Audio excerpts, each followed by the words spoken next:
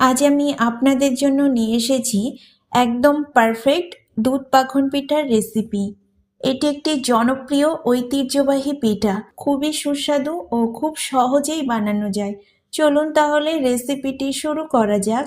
ফারজানা মম কিচেনে সবাইকে স্বাগত। প্রথমে আমি নিয়ে নিচ্ছি 1.5 কাপ পরিমাণ দুধ। এখানে আমি খামিরটা দুধ দিয়েই বানাচ্ছি, আপনারা চাইলে এখানে জল দিয়েও বানাতে পারেন। দিয়ে দিচ্ছি 1 চিমটি লবণ, 1 টেবিল চামচ চিনি। দুধটা গরম হয়ে আসলে দিয়ে দিচ্ছি 1 কাপ ময়দা, হাফ কাপ চালের গুঁড়ো দিয়ে ভালো করে মিশিয়ে নিচ্ছি।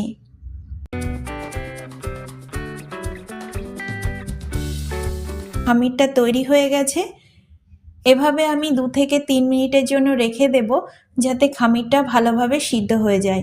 এবার আবারও একটা কড়াইয়ে দিয়ে দিচ্ছি নারকেলের দুধ,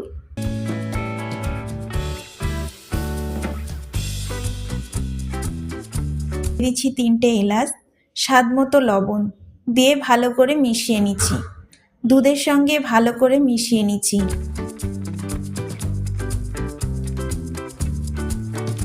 দিয়ে দিচ্ছি 1 কাপ চিনি, আর দুধটা একটু ঘন করার জন্য দিয়ে দিচ্ছি 1 টেবিল চামচ গুঁড়ো দুধ।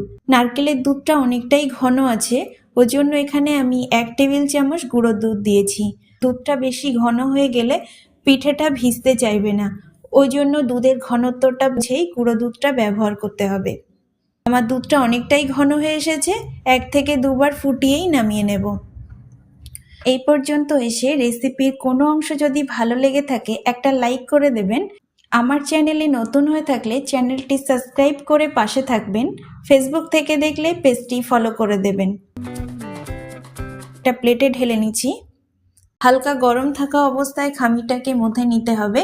খামিরটা ভালোভাবে মথে নিতে হবে, যাতে কোনো রকম ফাটল না থাকে।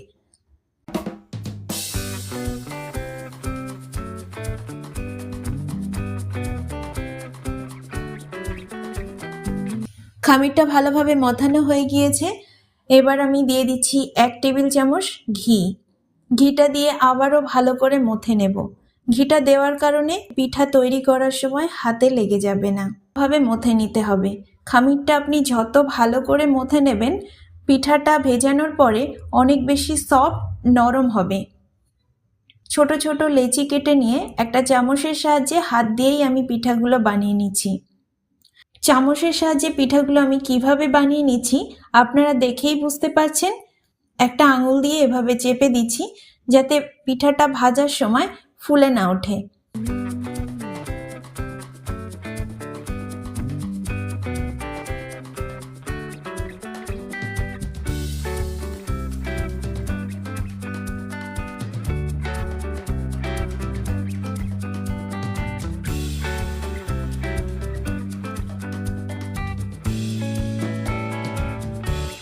পিঠাগুলো বিভিন্ন রকমভাবে বানানো যায়। এগুলো আমার সব বানানো হয়ে গেছে। এবার আমি পিঠাগুলো ভেজে নেব। একটা কড়াইয়ে আমি আগে থেকে তেলটা গরম করতে বসিয়েছিলাম। তেলটা গরম হয়ে এসেছে, এবার আমি পিঠাগুলো দিয়ে দিচ্ছি। হালকা আছে পিঠাগুলো আমি বাদামি কালার করে ভেজে নেব। পিঠাগুলো বেশি ভাজতে যাবেন না, তাহলে ভেজানোর সময় ভিজতে চাইবে না। হালকা বাদামি কালার করেই আমি পিঠাগুলো তুলে নেব। এক পিঠ হয়ে গেছে, ওপর পিঠটা আমি উল্টে দিচ্ছি।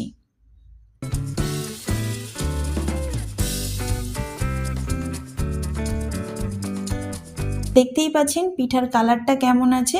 এবার আমি পিঠাগুলো তুলে নিচ্ছি। পিঠাগুলো আমার সব ভাজা হয়ে গেছে।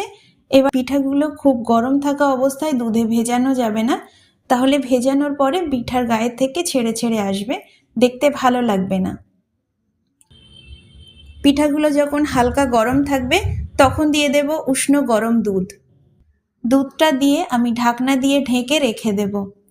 1 থেকে 2 ঘন্টা পর পিঠাগুলো আমার একদম ভিজে গেছে। দেখতে কত সুন্দর লাগছে, একদম নরম তুলতুলে পারফেক্ট একটা পিঠা। একটা কেটে দেখিয়ে দিচ্ছি কত সুন্দর নরম হয়েছে। দুধ মাখন পিঠা আমার তৈরি হয়ে গেছে। রেসিপিটি আপনাদের কাছে কেমন লাগলো কমেন্টে জানাতে ভুলবেন না। আজকের মতো এতটুকুই। দেখা হচ্ছে পরবর্তী কোনো রেসিপিতে। ভালো থাকবেন, সুস্থ থাকবেন। ধন্যবাদ।